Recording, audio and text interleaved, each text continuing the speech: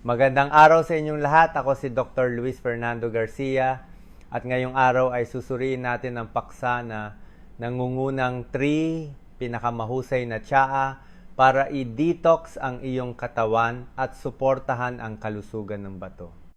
Karamihan sa mga tao ay umiinom ng tsaa araw-araw ngunit halos walang nakakaalam ng maling uri ng tsaa ay maaring magbigay stress sa iyong mga bato, habang ang tamang tsaa naman ay makakatulong sa iyong katawan na ilabas ang mga dumi ng natural. At isa sa mga tsaa na to ay marahil nasa iyong kusina na.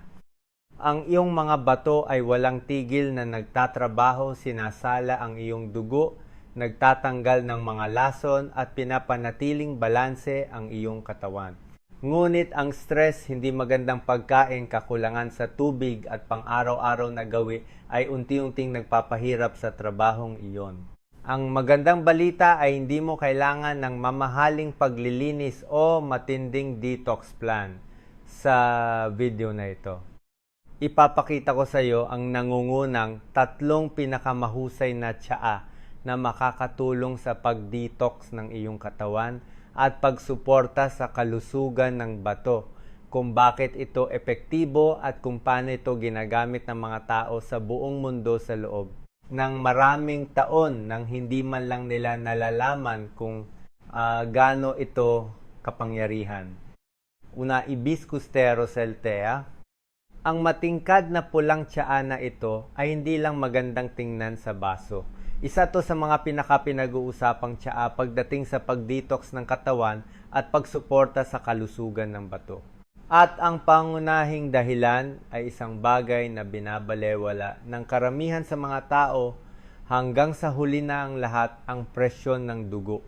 Ang mataas na presyon ng dugo ay isa sa mga pinakamalaking sanhi ng pinsala sa bato, lalo na sa US.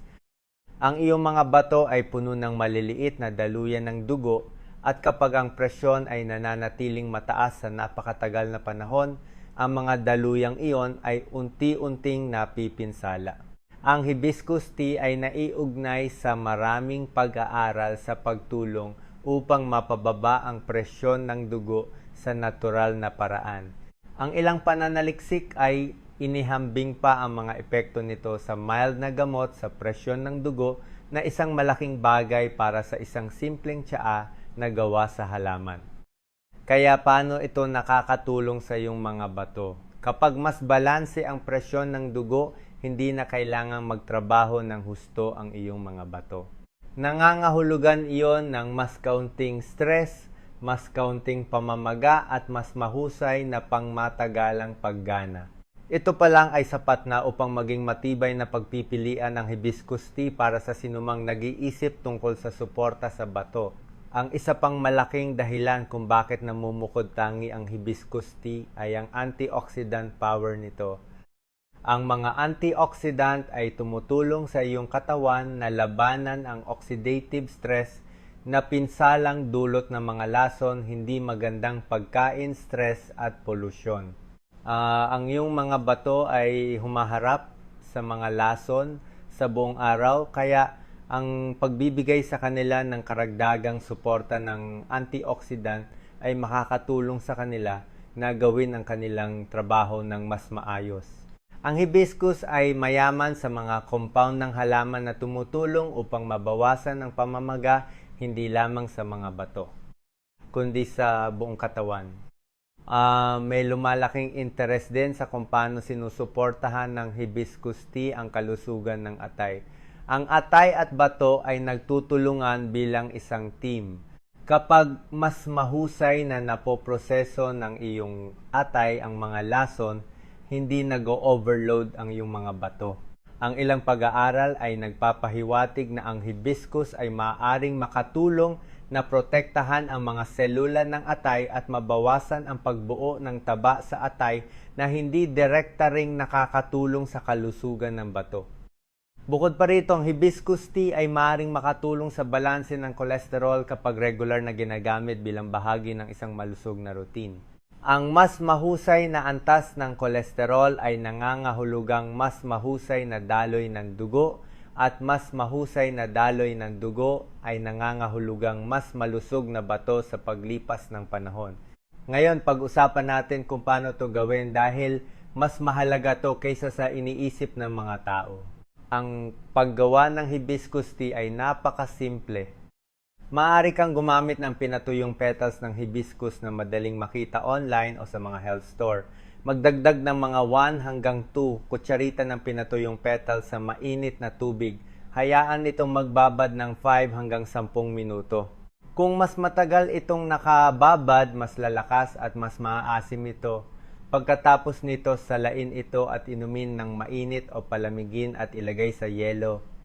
Maraming tao ang gustong-gusto ito ng malamig dahil meron itong nakakapress kung bahagyang maasim na lasa na malinis at magaan. Kung masyadong malakas ang lasa, maaari mo itong balansehin. Ang isang maliit na hiwa ng luya ay epektibo at nagdaragdag ng karagdagang anti-inflammatory benefits. Ang isang patak ng lemon ay maaaring magpalakas ng vitamina C at makakatulong sa suporta sa detox. Kung gusto mo ng kaunting tamis, gumamit ng napakaliit na dami ng pulot, ngunit huwag sobrahan. Pagdating sa kung gaano kadalas dapat inumin, mahalaga ang pagmomoderate. 1 tasa sa isang araw ay magandang simulan. Ang ilang tao ay umiinom nito ng ilang beses sa isang linggo at ayos lang din iyon. Hindi ito tungkol sa paggawa ng matinding detox. Ito ay tungkol sa tuloy-tuloy banayad na suporta. May isang mahalagang bagay na dapat tandaan. Dahil ang hibiscus tea ay maaaring magpababa ng presyon ng dugo. Ang mga taong umiinom na ng gamot sa presyon ng dugo ay dapat mag-ingat. Ang sobrang pag-inom ay maaaring magpababa ng presyon ng dugo ng labis. Kung nalalapat iyon sa iyo, matalino na kumonsulta sa isang doktor bago gawin itong pang-araw-araw na ugali. Upang makuha ang pinakamahusay na resulta, mas epektibo ang hibiscus tea kapag pinagsama sa mga simpleng gawi, uminom ng sapat na tubig sa buong araw, bawasan ang maaalat at processed foods, kumilos ng kaunti pa ang iyong katawan. Hindi kayang ayusin ng tsaa ang lahat, ngunit maaari itong sumuporta sa iyong katawan kapag ang mga pangunahing kaalaman ay nasa lugar. Kaya kapag tiningnan mo ang kabuuan, mas mababang presyo ng dugo, antioxidant support, mas kaunting pamamaga, liver support, at isang simpleng paraan upang tamasahin ito. Ang hibiscus tea ay nararapat sa lugar nito bilang isa sa mga pinakamahusay na tsaa upang makatulong sa pag-detox ng iyong katawan at pagsuporta sa kalusugan ng bato. At ito pa lang ang una. Ang susunod na tsaa sa listahan ay gumagana sa ganap na kakaibang paraan at ito ay isa sa mga seryosong minamaliit ng karamihan sa mga tao. Pangalawa, green tea. Ang green tea ay technically hindi herbal tea, ngunit ito ay ganap na nararapat sa lugar nito sa listahang ito dahil sa kung gaano ito kapangyarihan para sa proteksyon ng selula kasama na ang mga selula ng bato. Ang green tea ay puno ng natural na compounds na tinatawag na catechins. Ang mga ito ay antioxidants at malaki ang papel nila sa pagprotekta sa iyong katawan mula sa pangmatagalang pinsala.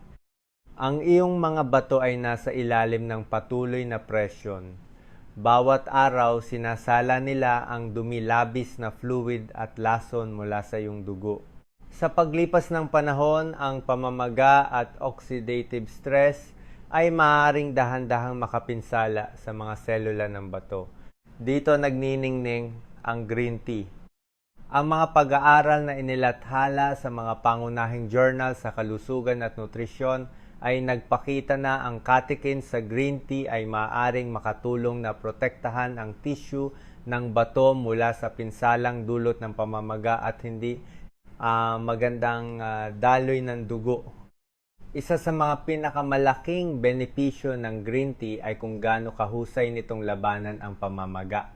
Ang talamak na pamamaga, chronic inflammation, ay isa sa mga tahimik na problema sa likod ng maraming issue sa bato. Hindi mo to nararamdaman kaagad, ngunit dahan-dahan nitong naaapektuhan kung gaano kahusay gumagana ang iyong mga bato. Nakakatulong ang green tea na pakalmahin ang pamamagana iyon na nagbibigay sa iyong mga bato ng mas mahusay na kapaligiran upang gumana ng maayos. Sinusuportahan din ng green tea ang kalusugan ng puso at mga daluyan ng dugo, at mas mahalaga ito kaysa sa iniisip ng mga tao. Ang iyong puso at bato ay malapit na konektado kapag ang daloy ng dugo ay maayos at ang presyon ay nananatiling balanse, nakukuha ng iyong mga bato ang oxygen at nutrients na kailangan nila. Ipinakita ng pananaliksik na ang mga taong regular na umiinom ng green tea ay madalas na may mas mahusay na cardiovascular health at hindi direktang sinusuportahan din nito ang kalusugan ng bato. Ang isa pang dahilan kung bakit napaka-popular ng green tea ay ang banayad na caffeine boost. Hindi tulad ng kape, ang green tea ay nagbibigay sa iyo ng mas banayad na pagtaas ng enerhiya. Nangyayari ito dahil ang green tea ay naglalaman ng parehong caffeine at L-theanine, isang amino acid na tumutulong sa iyong pakiramdam na kalmado at nakatuon sa halip na nanginginig o balisa. Para sa maraming tao, ginagawa nitong mas matalinong pagpipilian ng green tea kaysa sa kape, lalo na sa umaga. Ngunit dito rin nagkakamali ang mga tao. Ang sobrang caffeine kahit na mula sa tsaa ay maaaring maging dehydrating at ang dehydration ay hindi kaibigan sa iyong mga bato. Kaya naman ang pagmo-moderate ay susi. 1 hanggang 2 tasa sa isang araw ang tamang dami para sa karamihan ng mga tao. Ang pag-inom ng 5 o 6 na tasa ay maaaring pakinggan na malusog, ngunit maaari itong maging laban sa iyo kung hindi ka maingat. Ngayon, pag-usapan natin kung paano gawin ang green tea sa tamang paraan dahil naaapektuhan nito ang lasa at benepisyo sa kalusugan. Una, huwag gumamit ng kumukulong tubig. Ito ay isang malaking pagkakamali. Maaaring sirain ng kumukulong tubig ang ilan sa mga pinong compound sa green tea at gawin itong mapait ang lasa. Initin ang iyong tubig hanggang mainit ngunit hindi kumukulo. Pagkatapos ay ibabad ang tsaa ng halos 1 hanggang 3 minuto. Ang mas matagal na pagbababad ay hindi nangangahulugan ng mas maraming benepisyo. Kadalasan ay nangangahulugan lamang ito ng mas maraming kapaitan. Pumili ng mataas na kalidad na green tea kung kaya mo.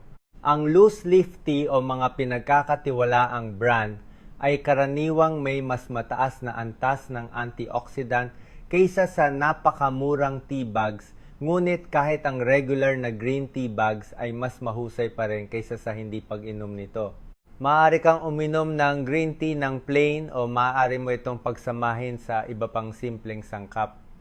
Ang isang hiwa ng lemon ay makakatulong na mapabuti ang antioxidant absorption. Ang kaunting luya ay maaring magdagdag ng suporta sa anti-inflammatory. Iwasan lamang ang pagdaragdag ng maraming asukal o flavored syrups dahil kinakansela nito ang marami sa mga benepisyo. Mahalaga rin ang oras. Ang pag-inom ng green tea sa pagitan ng pagkain o sa umaga ay epektibo para sa karamihan ng mga tao. Iwasan ang pag-inom nito ng gabi, lalo na kung sensitibo ka sa caffeine. Kung gusto mong tunay na suportahan ng green tea ang kalusugan ng bato, pinakamahusay ito kapag pinagsama sa matatalinong gawi. Uminom ng sapat na tubig sa buong araw. Huwag umasa sa tsaa lamang para sa hydration. Kumain ng mas maraming whole foods at mas kaunting processed foods. Bantayan ang iyong pag-inom ng asin. Ang green tea ay isang katulong, hindi isang magic fix. Isang mahalagang paalala pa, kung meron ka ng advanced kidney disease o sinabihan na limitahan ng fluids o caffeine, laging matalino na kumonsulta sa isang profesional sa pangangalagang pangkalusugan bago gawing pang-araw-araw na ugali ang green tea. Iba-iba ang katawan ng bawat isa.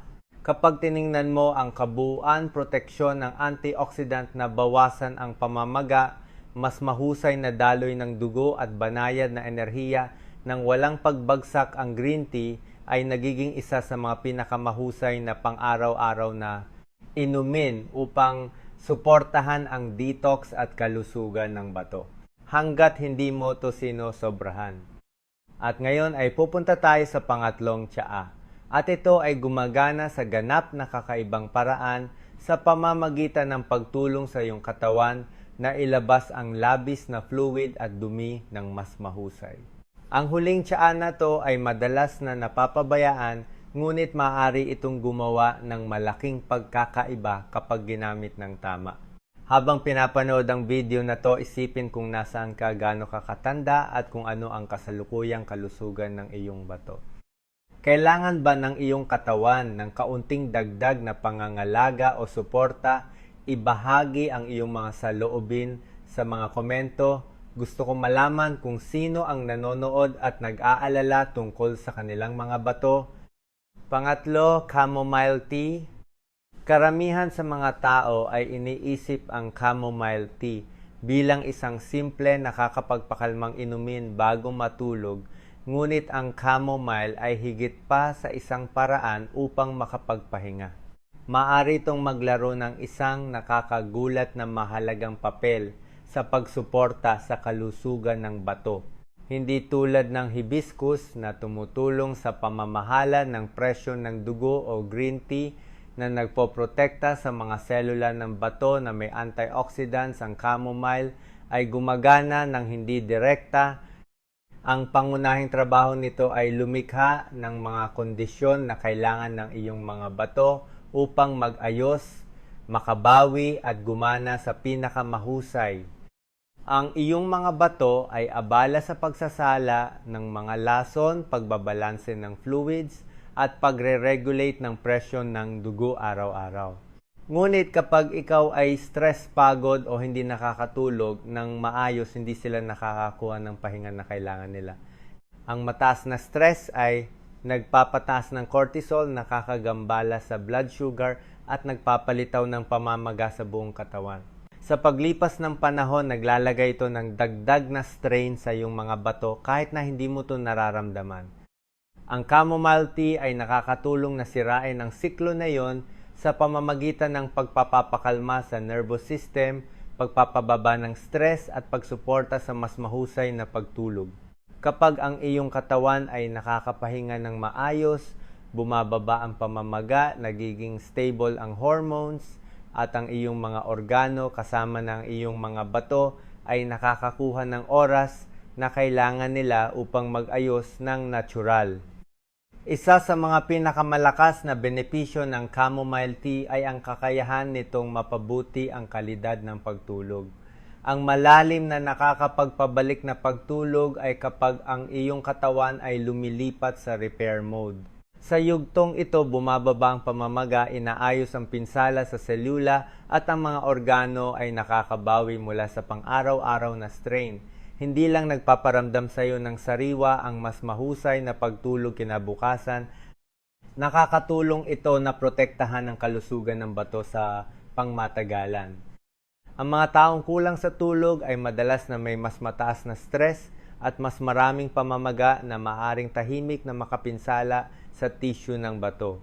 Ang pagdaragdag ng chamomile tea sa iyong gabi-gabing routine ay maaring banayad na makababa sa mga panganib na iyon. Ang chamomile ay anti-inflammatory din.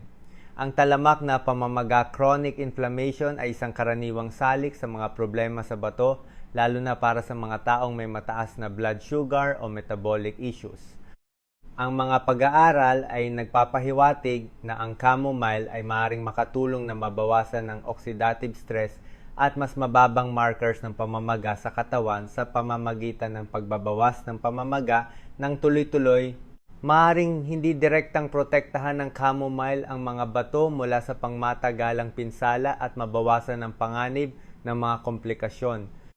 Mahalaga ito lalo na para sa mga taong may diabetes o pre-diabetes dahil sinisira ng mataas na blood sugar ang maliliit na daluyan ng dugo sa mga bato. Ipinakita ng pananaliksik na ang chamomile ay maaaring makatulong na Mapabuti ang control sa blood sugar kapag regular na ginagamit bilang bahagi ng isang malusog na pamumuhay. Bagaman hindi ito kapalit ng gamot, ito ay isang banayad na natural na suporta na nagdaragdag sa paglipas ng panahon. Kaya paano mo gagawin ang chamomile tea para sa maximum na benepisyo? Ito ay simple. Gumamit ng pinatuyong bulaklak ng chamomile o isang mataas na kalidad na tea bag. Ibuhos ang mainit na tubig dito at hayaan itong magbabad ng mindi hanggang 10 minuto. Kung mas matagal itong nakababad, mas malakas ang epekto ng pagpapakalma.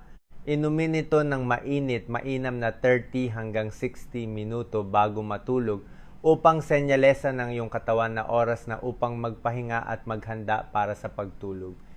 Ang chamomile tea ay maaring pagsamahin sa iba pang natural na sangkap upang mapahusay ang mga epekto nito. Ang isang maliit na hiwa ng luya ay makakatulong sa panunaw at higit pang mabawasan ang pamamaga, habang ang isang pakurot ng cinnamon ay maaring makatulong na suportahan ang balanse ng blood sugar.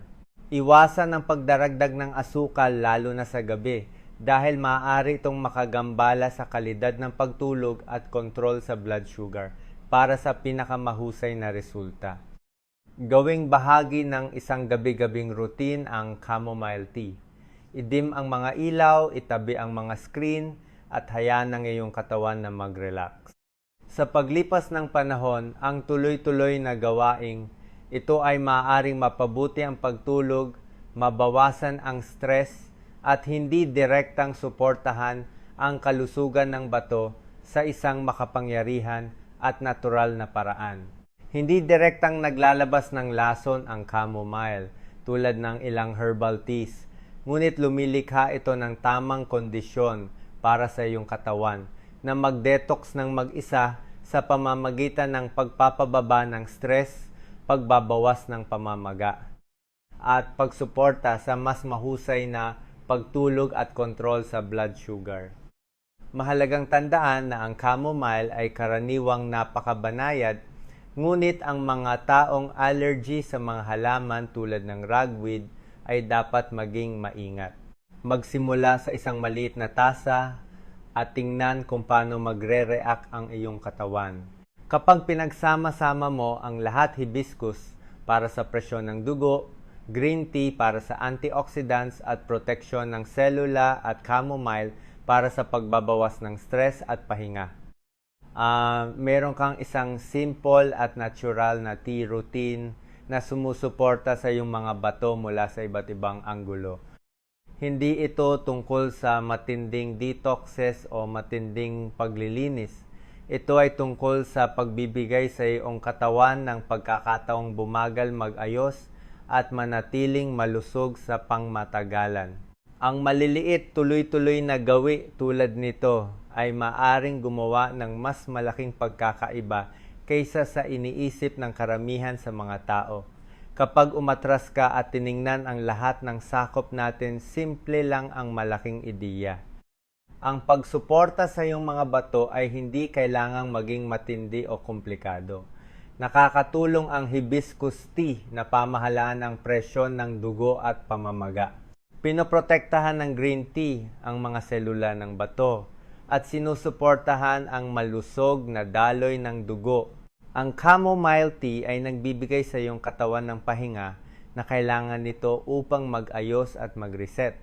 Ang bawat tsaa ay gumagana sa iba't ibang paraan, ngunit magkasama silang sumusuporta sa detox, balanse, at pangmatagalang kalusugan ng bato sa isang banayad, makatotohanang paraan na talagang masusunod mo.